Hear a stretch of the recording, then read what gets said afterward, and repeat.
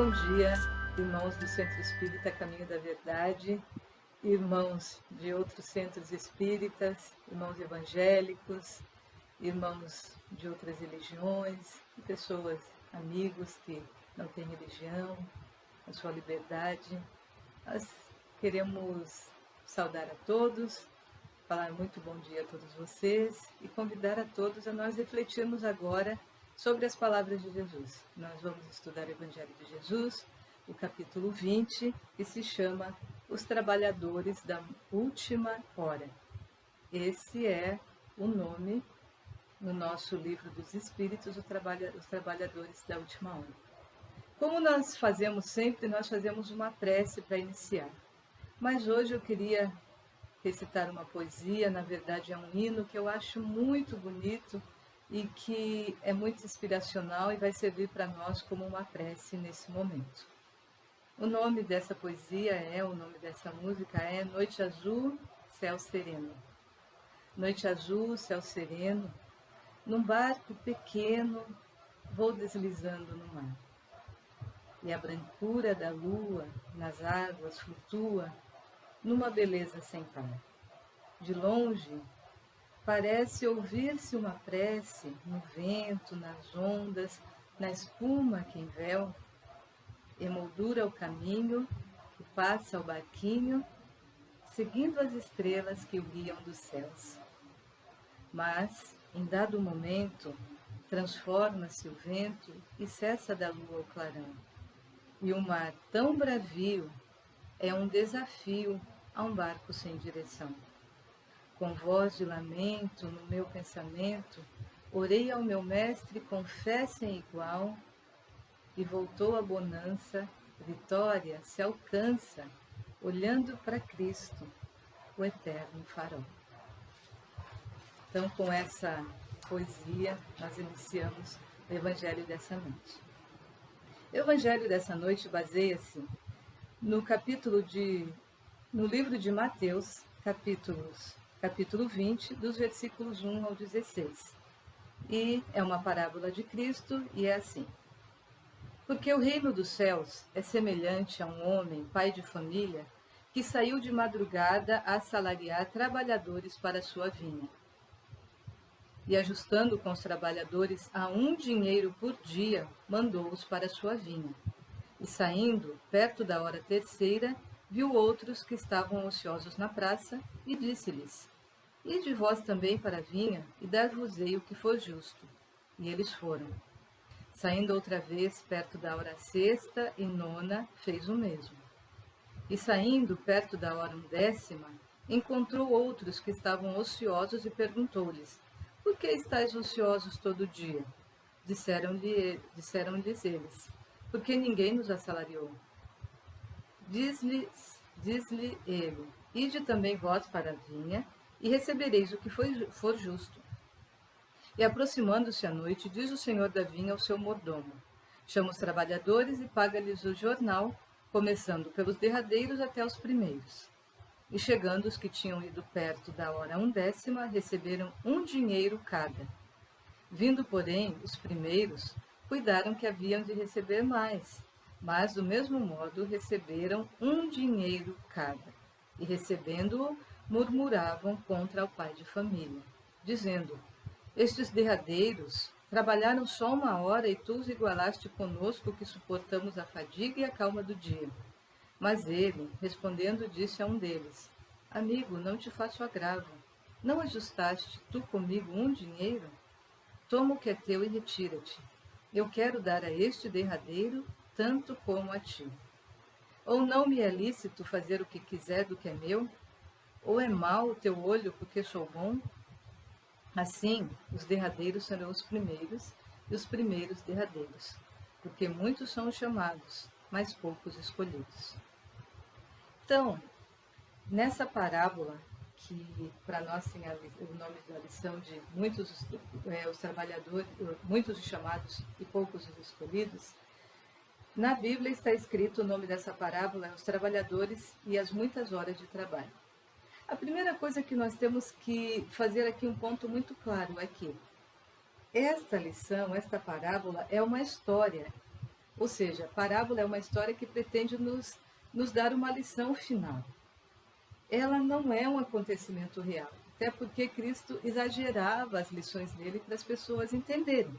Porque, veja, se fosse dentro do nosso mundo, nas relações de trabalho, isso seria absurdo. Porque um patrão que pagasse para as pessoas fazendo o mesmo serviço valores diferentes, ele ia ter um prejuízo muito grande, sem falar que ia desestimular os que chegaram primeiro e talvez no outro dia não tivesse ninguém lá nas primeiras horas, né? Pela leitura também fica claro que o horário aqui que eles falam são horários diferentes, né? Eles falam de hora terceira, hora nona, hora undécima, a gente vê que as medidas de tempo também são diferentes, mas a gente consegue entender que os que trabalharam 1 hora receberam o mesmo tanto que trabalharam um dia inteiro, ou seja, 1 hora daqueles últimos, 1 hora de trabalho corresponde ao valor de um dia dos outros. E isto é injusto, é isso que os trabalhadores ficaram bravos, isto era injusto. E nós temos conosco um forte senso de justiça, principalmente quando estão fazendo injustiça conosco. A gente sente essa situação às vezes, né, no nosso mundo de trabalho, no nosso trabalho, muitas vezes acontece isso, não acontece? Às vezes a gente está lá trabalhando há alguns anos, já sabe o serviço, e a gente sabe de alguém que chegou há pouco tempo e está ganhando o mesmo tanto que nós. Isso revolta, né?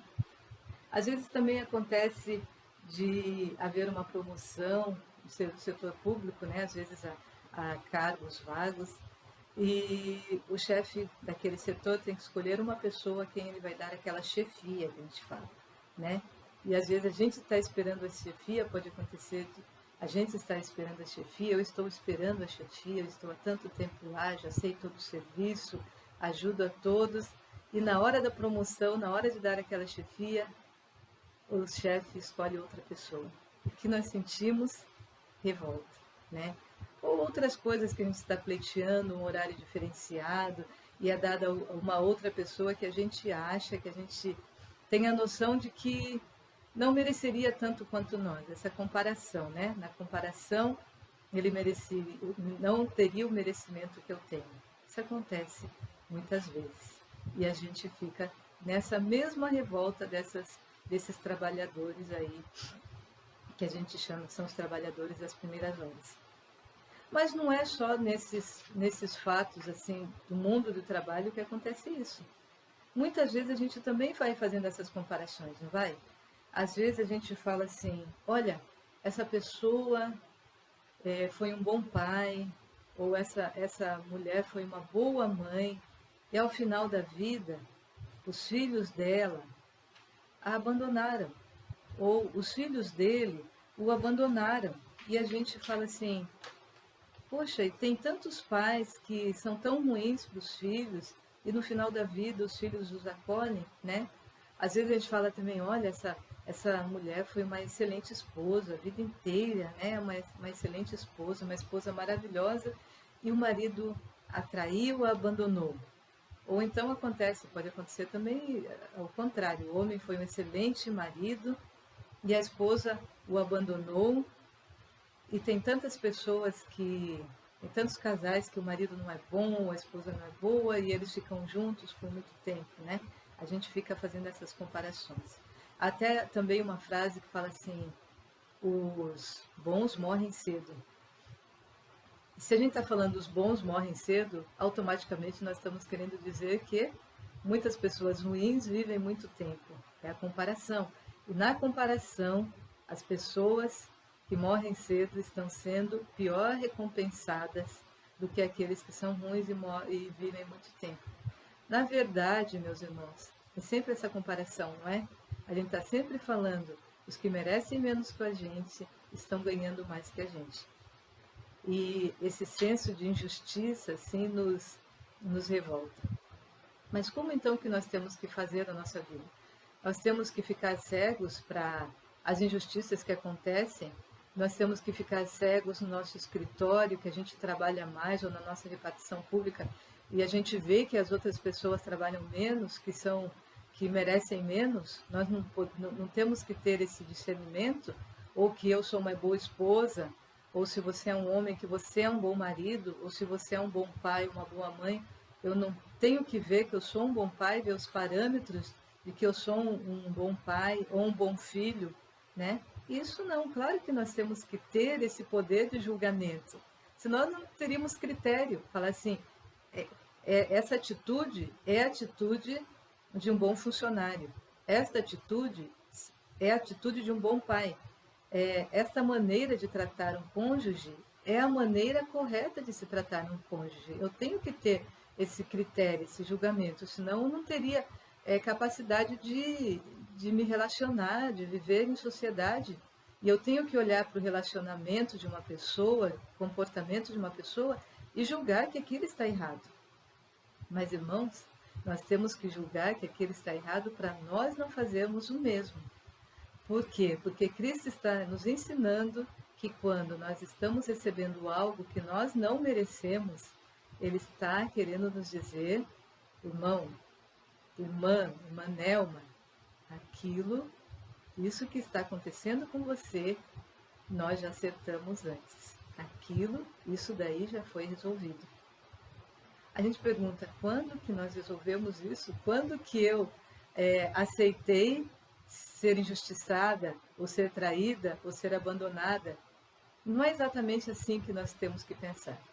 Nós temos várias encarnações e reencarnações, né? Na verdade, nós encarnamos e reencarnamos para aprender.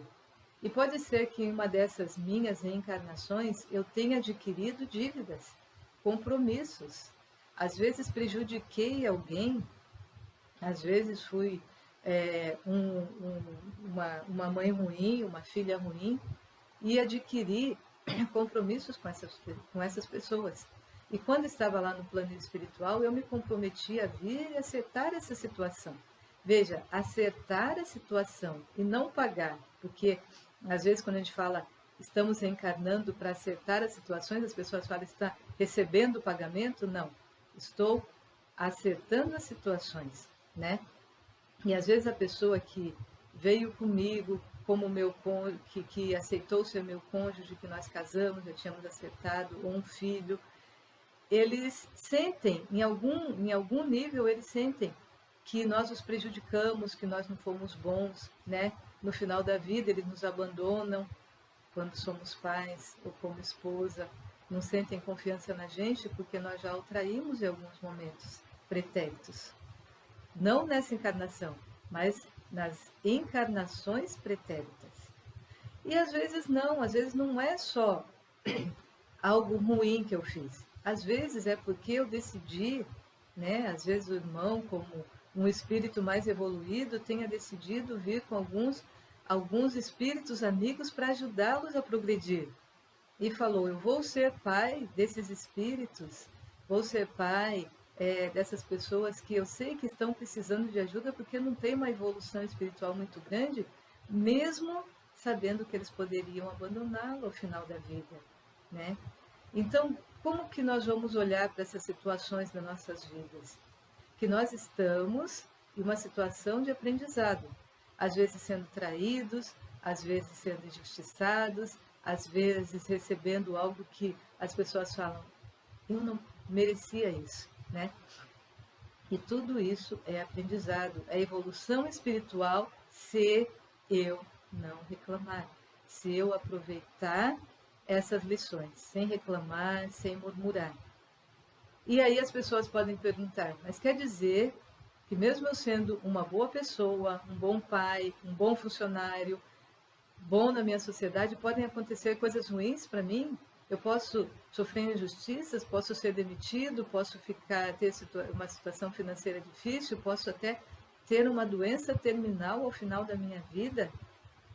Primeiro, meus irmãos, vamos olhar para todas as situações que a gente acha que são ruins, que são situações adversas.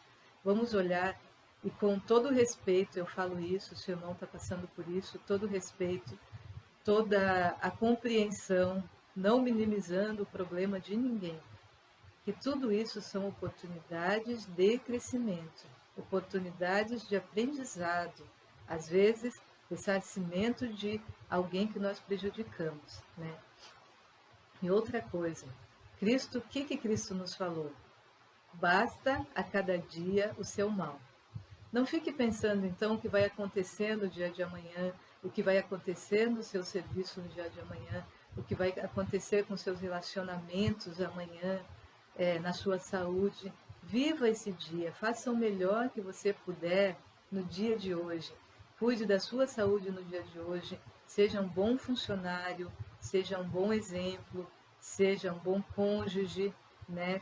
Seja um bom marido para sua esposa, seja uma excelente esposa para o seu marido, bom como filho, né? Porque isso é o nosso dever. Viva de acordo com a sua consciência, com os seus valores, com o senso de valores que você tem.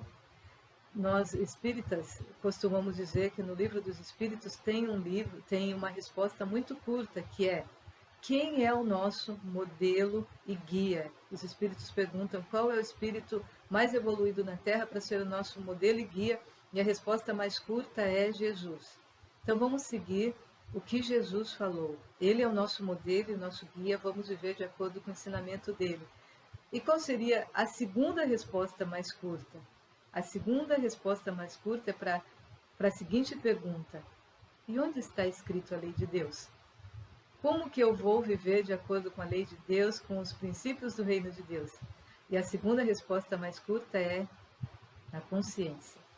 Então, nós temos a consciência do que é certo. É a nossa consciência que não nos deixa ser, não nos deixa viver como outras pessoas que estão fazendo coisas que nós não concordamos, né? Com funcionários que fazem o que nós não concordamos, com pais que agem em desacordo com com o nosso senso moral, com a nossa estatura espiritual, que ainda não pode não ser a ideal, mas nós já temos valores elevados, né? E se o irmão tem condições de ver e julgar que alguém não está fazendo uma coisa errada no seu serviço, então você já tem condições de não fazer aquilo, de não dar o troco, que é o que Cristo fala. É por isso que Cristo fala: não pagueis o mal com o mal. Não pague o mal com o mal. Pague o mal com o bem quando você puder, ou com a justiça, mas nunca como revanche, né? E perdoar quem nos está nos ofendendo, não levar aquilo para o mal, porque nós não sabemos quando é que nós vamos precisar também que as pessoas nos entendam, nos estendam a mão, né? Outra coisa, irmãos, o agradecimento, ser agradecidos. Por isso que na Bíblia está escrito: em tudo dai graças. Em tudo dai graças. Por que em tudo dai graças? Nas situações boas agradecer? Muito. Nas situações boas nós agradecemos. Nas situações que nós não estamos entendendo, porque nós estamos passando por aquilo, nós temos que agradecer também, porque as situações ruins, como nós falamos, são a bendita oportunidade de crescimento, né? Então nós estamos aqui passando por essa situação, por essa quarentena, que graças a Deus já está acabando, e a gente pode perguntar: por que eu estou passando por isso? Por que nossa geração está passando por isso? Necessidade de aprendizado, necessidade de crescimento da sociedade. Olha a evolução que a nossa sociedade está sofrendo, olha a evolução por qual nós estamos passando. O simples fato de nós estamos aqui falando o Evangelho pela internet, os irmãos na sua casa, na segurança da sua casa, para não se contaminar, para proteger os seus queridos aí na sua casa, estão ouvindo pela internet. Isto é evolução da nossa sociedade. Que muitos de nós falamos não, muitos professores falavam não quero fazer, não quero dar uma aula online. E muitos irmãos podiam até falar: não quero ouvir o Evangelho pela internet, quero ir lá, mas agora não está podendo. Isso é só um exemplo, o quanto a nossa humanidade evoluiu. As vacinas que foram dadas, olha a evolução das vacinas. Por isso que nós temos que dar graças. Vai chegar um tempo que nós vamos olhar para trás e agradecer essas situações ruins. E quanto mais nós nos elevamos, mais nós agradecemos as coisas que foram desafiantes nas nossas vidas. É como a gente, quando cresce e fala, graças a Deus que meu pai me levou para tomar vacina, me levou ao médico, me obrigou a levantar cedo para estudar, me ensinou hábitos de higiene, me ensinou honestidade. E naquele tempo, quando eu era criança, talvez eu não entendesse. Não é assim que acontece? Então, quanto mais maduros nós estamos, mais nós entendemos nosso Pai. E é assim que acontece com nossa vida espiritual. Quanto mais maduros nós formos, mais nós vamos entender por que Cristo, por que o plano espiritual nos faz passar por determinadas lições, por que nós tivemos que passar por determinadas coisas, qual o aprendizado, qual a necessidade.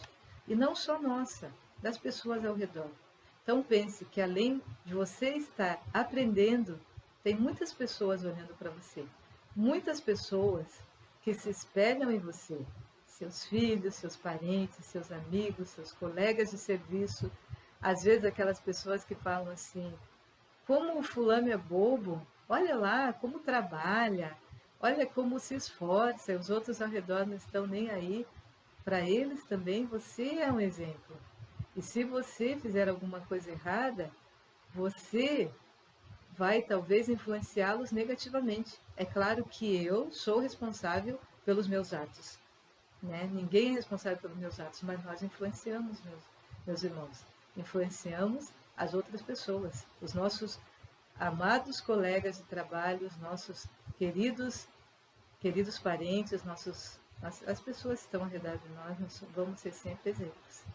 Vamos trabalhar, vamos viver a nossa vida, vamos viver a cada dia, recebendo o nosso pagamento, sem murmurar, sem nos queixar, para que a gente possa, quando acabarmos esse ciclo, quando acabarmos a nossa estada aqui, porque um dia nós iremos, todos iremos, aí nós vamos perguntar o que aconteceu, qual a nossa necessidade de aprendizado, e vamos ficar muito felizes, porque nós conseguimos, como aqueles trabalhadores, chegar cedo, estar lá cedo, aguentar os problemas do dia, aguentar todas as dificuldades, todos os obstáculos, e ao final, quando nós recebemos o pagamento, nós falamos, muito obrigado, Senhor, por esse dia de trabalho, pela oportunidade desta encarnação. Que assim seja, meus irmãos, nós agradecemos muito a oportunidade dessa reflexão, porque cada evangelho que a gente estuda é um aprendizado, é uma reflexão diferente, é um aprendizado que a gente carrega para as nossas vidas. Eu agradeço muito e até domingo que vem no próximo evangelho. Muita paz a todos.